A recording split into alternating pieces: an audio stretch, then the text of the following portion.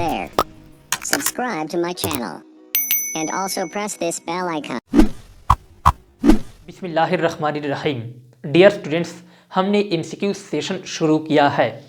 सबसे पहले मरहले में हमने सेल बायोलॉजी के MCQs को शुरू किया है, जो कि ऑलरेडी एक वीडियो मौजूद है यूट्यूब पर, हमने अपलोड किया है MCQ सेशन का सेल बायोलॉजी का। इसके बाद सेल बायोलॉजी का जो दूसरा पार्ट है आज हम करते हैं।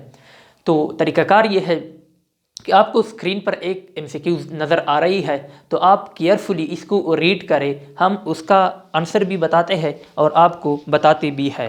तो पहला MCQ जो आपको स्क्रीन पर नज़र आ रही है वो है, which one of the following is not a membrane bounded structure. इसमें से कौन सा स्ट्रक्चर है जो कि मेम्ब्रेन बाउंडेड नहीं है।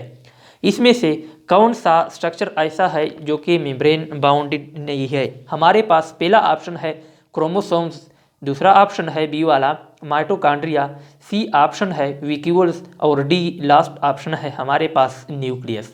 तो आप केयरफुली वीडियो को पास करके खुद नोट कर ले कि कौन सा सही है और कौन सा गलत है। तो इसमें से जो करेक्ट ऑप्शन है वो कौन सा है आप खुद सोचिए, मैं बताता हूँ। तो हमारे पास जो पहले ऑप्शन में मौजूद है वो है क्रोमोसोम्स। हमारे पास जो पहला ऑप्शन है वो है क्रोमोसोम, दूसरा माइटोकॉन्ड्रिया, तीसरा विक्यूल और आखिरी न्यूक्लियस। याद रखो, न्यूक्लियस जो है वो तो डबल मेम्ब्रेन स्ट्रक्चर है, उसके दो मेम्ब्रेन होते हैं और पोरस मेम्ब्रेन होता है, इसमें पोर्स भी मौजूद होते हैं। इसी तरह विक्यूल का भी मेम्ब्रेन होता है और माइटोकॉन्ड्रिया भी डबल मेम्ब्रेन है। और हमारे पास जो ए वाला क्रोमोसोम, ए वाला ऑप्शन है क्रोमोसोम, ये मेम्ब्रेन बाउंडेड स्ट्रक्चर नहीं है। तो हमारे पास जो करेक्ट ऑप्शन है वो है ऑप्शन ए क्रोमोसोम्स। इसके बाद जो नेक्स्ट MCQ है हमारे पास वो है, ribosomal units are held together by. आपको स्क्रीन पर नज़र आ रही है कि राइबोसोमल यूनिट जो होते हैं वो किस चीज़ के ज़रिए जुड़े होते हैं। Ribosomal units are held together by, ये हमने बताया था सेल बायोलॉजी में जब हम राइबोसोम को पढ़ रहे थे। तो हमारे पास ऑप्शन है मैग्नीशियम आयन, बी है copper ion, C calcium ion, D manganese ion. तो इसमें से जो करेक्ट ऑप्शन है हमारे पास वो है ऑप्शन ए मैग्नीशियम आयन। ये मैग्नीशियम आयन के ज़रिए स्मॉल सब यूनिट और लार्ज सब यूनिट आपस में एक दूसरे के साथ जुड़े होते हैं। ये सब कुछ हमने पढ़ा है सेल बायोलॉजी में। अगर आपने नहीं देखा है तो आप यूट्यूब पर सर्च करें राइबोसोम्स MS ट्यूटोरियल, तो आपको ये सब कुछ डिटेल वहाँ पर मिल जाएगा। अच्छा, इसके बाद जो तीसरा MCQ है हमारे पास वो है, which is not true about flagella, कि इसमें से फ्लैजेला के बारे में कौन सा स्टेटमेंट करेक्ट नहीं है, यानी नॉट ट्रू, गलत है, सही नहीं है। तो आप केयरफुली रेट करें। ए ऑप्शन है हमारे पास large in number, B longer than cilia, C have basal bodies, D none of this. तो इनमें से कौन सा गलत ऑप्शन है यानी सही नहीं है फ्लैजेला के बारे में, तो आप निशानदही करें। ए वाला, बी वाला, सी वाला या डी वाला, कौन सा करेक्ट है। हमारे पास जो करेक्ट ऑप्शन है हमारे पास वो ए वाला ऑप्शन है, मोर इन नंबर। गौर से सुने, फ्लैजेला जो होते हैं उसकी तादाद कम होती है, गौर से सुने, और सीलिया का ज़्यादा होता है। लेकिन जो लेंथ होता है वो सीलिया का कम होता है, फ्लैजेला का ज़्यादा होता है। फ्लैजेला लॉन्गर होते हैं, लेस इन नंबर होते हैं, और सीलिया जो होते हैं वो मोर इन नंबर होते हैं और शार्टर होते हैं। तो हमारे पास यहाँ पर जो करेक्ट ऑप्शन है वो है option A, more in number. तो ये वाला गलत है अबाउट द फ्लैजेला। इसके बाद जो चौथा MCQ है हमारे पास वो है, the inner surface of mitochondrial membrane have. इसमें से कौन सा ऑप्शन करेक्ट है कि माइटोकॉन्ड्रिया का जो इनर मेम्ब्रेन होता है उसमें क्या प्रेजेंट होता है, क्या कुछ मौजूद होते हैं। ए लाइसोसोम, बी परऑक्सीसोम, सी ऑक्सीसोम, डी सेंट्रोसोम। तो लाइसोसोम जो होते हैं वो तो माइक्रोबॉडीज है, प्लांट में मौजूद होते हैं। इसी तरह परऑक्सीसोम जो है वो भी इसी तरह।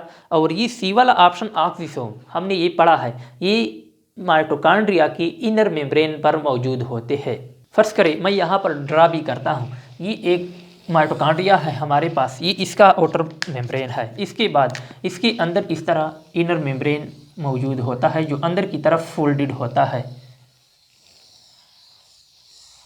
इस तरह के फोल्ड्स होते हैं, इन्विजिनेशन होते हैं इनर मेम्ब्रेन में। ये इनर मेम्ब्रेन है माइटोकॉन्ड्रिया का। और ये जो फोल्डिंग्स है अंदर अंदर की तरफ जो इन्विजिनेशन है उसको नाम दिया जाता है क्रिस्टी। ये सब कुछ हमने पढ़ा है। तो ये क्रिस्टी जो होते हैं इस पर यहाँ पर कुछ पार्टिकल्स प्रेजेंट होते हैं, प्रोटीन के बने होते हैं, जिसको नाम दिया जाता है ऑक्सीसोम्स या F1F0 पार्टिकल। तो ये जो है ऑक्सीसोम्स, तो ये प्रेजेंट होते हैं इनर मेम्ब्रेन ऑफ माइटोकॉन्ड्रिया पर। यहाँ पर क्या मौजूद होते हैं? Inner membrane. तो हमारे पास जो करेक्ट ऑप्शन है वो कौन सा है? सी वाला ऑप्शन हमारे पास करेक्ट है कि यहाँ पर इनर मेम्ब्रेन ऑफ माइटोकॉन्ड्रिया पर क्या प्रेजेंट होते हैं? ऑक्सीसोम या F1F0 पार्टिकल, एलिमेंट्री पार्टिकल। इसके बाद जो पांचवा एमसीक्यूज है हमारे पास वो है chlorophyll is present in all except, कि यहाँ पर जो ऑप्शन दिए गए हैं कि क्लोरोफिल इन तमाम में से मौजूद होता है, और एक ऑप्शन ऐसा भी होगा जहाँ पर जिसमें क्लोरोफिल मौजूद नहीं होंगे। तो हमारे पास ऑप्शन है ग्रेना, बी स्ट्रोमा, सी थाइलाकॉइड, डी सियानोबैक्टीरिया। आप वीडियो को पास करके खुद देखें और सोचें कि कौन सा एमसीक्यूज में कौन सा ऑप्शन करेक्ट है। हमारे पास ए ऑप्शन है ग्रेना, स्ट्रोमा और थाइलाकॉइड, इस तरह आखिर में सियानोबैक्टीरिया। तो आप गौर से देखें, मैं यहाँ पर ड्रा करता हूँ कि इस तरह हमारे पास क्लोरोप्लास्ट होता है। क्लोरोप्लास्ट के अंदर जो थाइलाकॉइड होते हैं वो इस तरह एक दूसरे के ऊपर स्टेक्ड और होते हैं, स्टेक्ड ऑन वन एनदर, इस तरह के मौजूद होते हैं। और ये जो क्लोरोफिल जो होता है वो यहाँ पर इस मेम्ब्रेन में मौजूद होता है, थाइलाकॉइड के मेम्ब्रेन में मौजूद होता है। और थाइलाकॉइड एक स्ट्रक्चर बनाता है जिसे हम नाम देते हैं ग्रेना। और ये जो स्ट्रोमा है, मैट्रिक्स है, इसको नाम दिया जाता है, यहाँ पर जो मैट्रिक्स मौजूद होता है उसको नाम दिया जाता है स्ट्रोमा। तो ये प्रेजेंट होता है ग्रेना या थाइलाकॉइड में। जो स्ट्रोमा है इसमें ये मौजूद नहीं होता है, और सियानोबैक्टीरिया में भी ये मौजूद होता है क्लोरोफिल। तो हमारे पास जो करेक्ट ऑप्शन है वो है ऑप्शन बी, स्ट्रोमा में ये मौजूद नहीं होते हैं। इसके बाद हमारे पास जो 6 नंबर एमसीक्यूज है वो है in bacteria proteins are synthesised in, कि बैक्टीरिया में प्रोटीन कहाँ पर सिंथेसाइज होते हैं। ए ऑप्शन है Golgi bodies, B nucleolus, C cytoplasm, D endoplasmic reticulum, E R. तो गौर से देखें कि बैक्टीरिया हमेशा ये प्रोटीन सिंथेसिस किसका फंक्शन होता है। आप गौर से सुने, प्रोटीन सिंथेसिस राइबोसोम का फंक्शन है, इसलिए राइबोसोम जो होते हैं उसको राइबोसोम को प्रोटीन फैक्ट्री भी कहते हैं, राइबोसोम को प्रोटीन फैक्ट्री भी कहते हैं। और राइबोसोम 2 जगहों पर पाए जाते हैं, या तो बाउंड होते हैं या फ्री होते हैं। बाउंड होते हैं तो एंडोप्लाज्मिक रेटिकुलम के साथ अटैच होते हैं, या जो फ्री होते हैं वो कहाँ पर होते हैं? वो साइटोप्लाज्म में होते हैं। बैक्टीरिया जो होते हैं वो प्रोकैरियोट्स है, प्रोकैरियोट्स में एंडोप्लाज्मिक रेटिकुलम मौजूद नहीं होता है, तो सिर्फ और सिर्फ जो प्रोटीन होते हैं वो सिर्फ साइटोप्लाज्म में मौजूद होते हैं। तो इसलिए यहाँ पर जो करेक्ट ऑप्शन है हमारे पास वो है ऑप्शन सी, कि बैक्टीरिया में जो प्रोटीन सिंथेसिस होता है वो साइटोप्लाज्म में होता है, क्योंकि जो राइबोसोम मौजूद होते हैं बैक्टीरिया में वो फ्रीली फाउंड इन साइटोप्लाज्म, वो ओनली फ्री होते हैं। बाउंड राइबोसोम्स बैक्टीरिया में नहीं होते हैं क्योंकि ये प्रोकैरियोट है। इसके बाद जो 7 नंबर एमसीक्यूज है हमारे पास वो है the DNA of the bacterium is present in distinct reason called. DNA of bacteria जो होता है वो एक मखसूस रीजन में मौजूद होता है, तो वो उसको क्या नाम दिया जाता है? Nucleolus, B centrosome, D nucleoid, और डी वाला ऑप्शन है न्यूक्लियस। तो हमारे पास जो करेक्ट ऑप्शन है वो है सी वाला, न्यूक्लियाइड रीजन। न्यूक्लियाइड रीजन एक रीजन होता है बैक्टीरिया में। फर्ज करें यहाँ पर मैं बैक्टीरिया बनाता हूँ, तो इसमें जो डीएनए मौजूद होता है वो एक मखसूस रीजन में मौजूद होता है इस तरह। तो इसी रीजन को नाम दिया जाता है, कोई मेम्ब्रेन वगैरह यहाँ पर नहीं होता है, न्यूक्लियस का मेम्ब्रेन नहीं होता है प्रोकैरियोट में, तो इसको नाम दिया जाता है न्यूक्लियाइड रीजन। न्यूक्लियाइड रीजन कौन सी रीजन? जहाँ पर डीएनए पाया जाता है बैक्टीरिया में। अच्छा, तो हमारे पास करेक्ट ऑप्शन है ऑप्शन सी। इसके बाद जो नेक्स्ट एमसीक्यूज है हमारे पास वो है 8 नंबर एमसीक्यूज है रोल ऑफ लाइसोसोम आर, कि लाइसोसोम का जो फंक्शन है वो कौन सा है। ए ऑप्शन है हाइड्रोलाइटिक एंजाइम यानी हाइड्रोलाइटिक एक्टिविटी, दूसरा ऑप्शन है ऑटोफेजी, सी वाला है डिस्ट्रक्शन ऑफ सेल, डी वाला है ऑल ऑफ द अबव। ये सब कुछ हमने राइबोसोम के टॉपिक में पढ़ा है सेल साइकिल सेल बियोलॉजी में। तो हमारे पास जो करेक्ट ऑप्शन है यहाँ पर वो डी वाला ऑप्शन है ऑल ऑफ द अबव। इसमें हाइड्रोलाइटिक एंजाइम मौजूद होते हैं, तो ये हाइड्रोलाइटिक एक्टिविटी परफॉर्म करता है। इसी तरह ऑटोफेजी भी करता है, यानी खुदकुश भी करता है, कभी कभार खुद को भी उड़ा देता है, ये पढ़ा है हमने।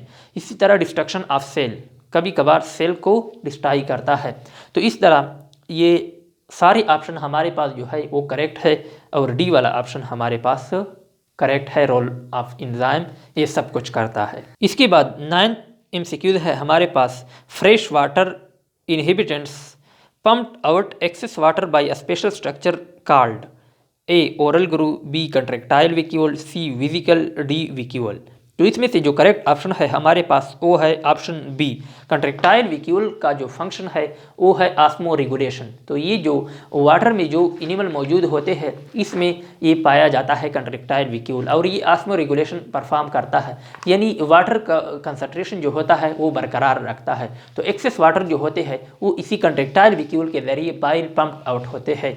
फ्रेश वाटर इनहिबिटेंट या वाटर इनहिबिटेंट जितने भी है इसमें इस तरह के विक्यूल पाए जाते हैं, जिसे नाम दिया जाता है कंट्रेक्टाइल विक्यूल। इसके बाद जो 10 नंबर एमसीक्यूज है हमारे पास वो है, after synthesis proteins are stored in. Synthesis के बाद प्रोटीन कहाँ पर स्टोर होते हैं? ए ऑप्शन है Golgi bodies, B smooth endoplasmic reticulum, C cytoplasm, D none of these. तो इसमें से कौन सा ऑप्शन हमारे पास करेक्ट है कि सिंथेसिस के बाद प्रोटीन कहाँ पर स्टोर होते हैं? आप गौर से देखें कि हमने बताया था कि सेल जो होता है, सेल में इस तरह न्यूक्लियस की गिर्द इस तरह के एंडोप्लाज्मिक रेटिकुलम होते हैं, और एंडोप्लाज्मिक रेटिकुलम पर राइबोसोम होते हैं। तो यहाँ पर प्रोटीन सिंथेसिस होता है, यहाँ पर प्रोटीन का सिंथेसिस होता है। तो आप देखिए, फर्ज करें यहाँ पर ये राइबोसोम मौजूद है, तो प्रोटीन जब सिंथेसाइज होते हैं इन द फॉर्म ऑफ विक्यूल, लेकिन ये विक्यूल पिट ऑफ होते हैं इससे, और ये आते हैं जो यहाँ पर इस तरह के गाल्गी बॉडीज मौजूद होते हैं, उसका जो सिस फेस होता है यहाँ पर फार्मिंग फेज जो होता है, गौर से देखें तो यहाँ पर ये अटैच हो जाता है, और इसमें जो कुछ होता है प्रोटीन ये यहाँ पर रिलीज़ किया जाता है। तो यहाँ पर इसका स्टोरेज होता है, पैकेजिंग होता है एंड प्रोसेसिंग होता है। तो पहला जो जगह है यहाँ पर स्टोर होते हैं वो है गाल्गी बॉडीज। तो हमारे पास जो करेक्ट ऑप्शन है वो है ऑप्शन ए, गाल्गी बॉडीज। इसके बाद नेक्स्ट एमसीक्यूज है हमारे पास 11th MCQs, which one is protein synthesis factory. किस चीज़ को नाम दिया जाता है प्रोटीन सिंथेसिस फैक्ट्री? ये सब हमने बताया, अभी भी बताया कि राइबोसोम को प्रोटीन फैक्ट्री भी कहते हैं क्योंकि यहाँ पर प्रोटीन सिंथेसिस होता है। इसके बाद नेक्स्ट एमसीक्यूज है हमारे पास, transmission of nerve impulse is carried out by. A option है rough endoplasmic reticulum, B smooth endoplasmic reticulum, C Golgi bodies, D lysosome. तो हमारे पास जो करेक्ट ऑप्शन है वो है option B, smooth endoplasmic reticulum के जरिए ये इसका फंक्शन है कि नैरो इम्पल्स को कैरी करता है, इसके जरिए ट्रांसमिट होता है। इसके बाद नेक्स्ट एमसीक्यू है हमारे पास 13 नंबर वाला MCQ, which one is called colour plastid. इसमें से किसको कलर प्लास्टिड कहते हैं? क्लोरोप्लास्ट, बी क्रोमोप्लास्ट, सी ल्यूकोप्लास्ट, और डी लास्ट ऑप्शन जो है बोथ ए एंड बी। आप केयरफुली एमसीक्यूज को रीड करें, वीडियो को पास करें, खुद सोचिए इसमें से किसको कलर प्लास्टिड कहते हैं। तो ए ऑप्शन है क्लोरोप्लास्ट, दूसरा क्रोमोप्लास्ट, और तीसरा ल्यूकोप्लास्ट। तो हमारे पास जो लास्ट ऑप्शन है ए एंड बी, ए और बी दोनों करेक्ट है क्योंकि क्लोरोप्लास्ट में भी प्रेजेंट होते हैं प्लास्टिड, और क्रोमोप्लास्ट भी, इसी क्लोरोप्लास्ट जो है ये क्रोमोप्लास्ट का टाइप है। तो ये सब कुछ, तो हमारे पास जो correct option A and B both है, यानी डी वाला ऑप्शन हमारे पास करेक्ट है। इसके बाद जो नेक्स्ट एमसीक्यूज है हमारे पास, cell membrane is dynamic due to, कि सेल मेम्ब्रेन का जो डायनामिक नेचर है वो किस वजह से है? ए ऑप्शन है flip flop movement of phospholipid molecule, B option है transverse movement of phospholipid molecule, C option है हमारे पास both A and B, D none of these. तो ये हमने पढ़ा था, अगर आपको याद हो तो यहाँ पर जो फास्फोलिपिड का बाई लेयर होता है ये हमने यहाँ पर ड्रा किया है, ये दोनों फास्फोलिपिड बाई लेयर है, ये एक लेयर है, ये दूसरा लेयर है, फास्फोलिपिड बाई लेयर। अब गौर से देखें, यहाँ पर दो किस्म का मूवमेंट होता है, ये भी फास्फोलिपिड का मॉलिक्यूल है, ये भी है। मैं इसको नाम देता हूँ ए, इसको बी, इसको सी और ये डी। इस तरह इसको अलग नाम देता हूँ 1 2 3 4। तो ये बी वाला और 2 वाला इसका एक्सचेंज पॉसिबल है, ये एक दूसरे के साथ एक्सचेंज कर लेते हैं। बी वाला नीचे आ जाता है और 2 वाला ऊपर जाता है। इस तरह का मूवमेंट होता है इसमें। तो इस किस्म की मूवमेंट को हम नाम देते हैं फ्लिप फ्लॉप मूवमेंट। लेकिन एक दूसरी किस्म का मूवमेंट भी यहाँ पर मौजूद होता है। फर्ज करें ये 1 वाला इस तरह जाता है और ये 3 वाला इधर आ जाता है। यहाँ पर आएगा 3 वाला, यहाँ पर जाएगा 1 वाला। तो इस किस्म की मूवमेंट को, इस किस्म के एक्सचेंज को, मूवमेंट को हम नाम देते हैं ट्रांसवर्स मूवमेंट, और इस किस्म की मूवमेंट को हम नाम देते हैं फ्लिप फ्लॉप मूवमेंट। तो इसी वजह से ये जो सेल मेम्ब्रेन है ये डायनामिक इन नेचर है। तो हमारे पास जो करेक्ट ऑप्शन है वो है option C, both A and B. इन दोनों मूवमेंट्स की वजह से, फास्फोलिपिड के इन दो किस्म की मूवमेंट्स की वजह से सेल मेम्ब्रेन डायनामिक है। और ये भी याद रखना चाहिए कि ये एक्सप्लेनेशन किसने दिया था, फ्लूइड मोज़ेक मॉडल, जो कि सेंगर एंड निकोलसन ने 1972 में पेश किया था। इसके बाद जो नेक्स्ट एमसीक्यूज है 15 MCQs. Ribosomes are found in the, कि राइबोसोम कहाँ पर मौजूद होते हैं? A cytoplasm, B mitochondria, C plastid, D all of this. तो आप गौर से देखिए, साइटोप्लाज्म में जो फ्री राइबोसोम होते हैं वो साइटोप्लाज्म में मौजूद होते हैं। बी माइटोकॉन्ड्रिया में भी मौजूद होते हैं जिसको हम नाम देते हैं माइटोराइबोसोम, और प्लास्टिड में भी मौजूद होते हैं, इसको हम नाम देते हैं प्लास्टिडोराइबोसोम। तो हमारे पास जो करेक्ट ऑप्शन है वो है option D, all of this. तो ये डी वाला ऑप्शन हमारे पास करेक्ट है। ये 15 एमसीक्यूज मैंने एक्सप्लेन किया है। अब बारी है आपकी, एक एमसीक्यूज आप भी हल करोगे और जवाब कमेंट में दोगे। मैं क्विज देता हूँ, आपको स्क्रीन पर नज़र आ रहा है। DNA is present in the, A option है न्यूक्लियस, बी है माइटोकॉन्ड्रिया, सी है plastids, D all of this.